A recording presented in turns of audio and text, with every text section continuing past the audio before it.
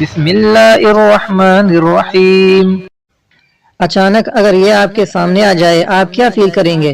یقیناً خوفزدہ ہوں گے۔ اچانک دیکھ کر دل بھی پھٹ سکتا ہے۔ بعض لوگ اس طرح کے ماسک پہن کر مذاقاً دوسروں کو ڈرانے کی کوشش کرتے ہیں اور بعض دوسروں کے چیزیں چھپا کر پریشان کرنے کی کوشش کرتے ہیں۔ یہ عمل شریعت کی روح سے کیسا ہے؟ آئیے حدیث میں دیکھتے ہیں۔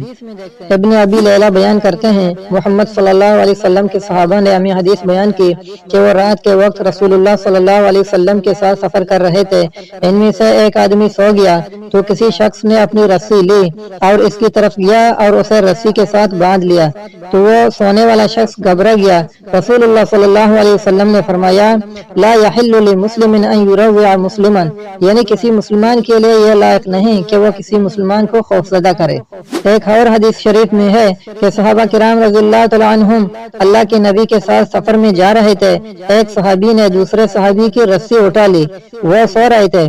بیدار ہونے کے بعد انہیں گھبراہٹ اور پریشانی ہوئی تو حضور اکرم صلی اللہ علیہ وسلم نے فرمایا لا یحل لمسلم ان یروع مسلما، یعنی کسی مسلمان کے لیے جائز نہیں ہے کہ وہ کسی مسلمان کو پریشانی میں مبتلا کرے۔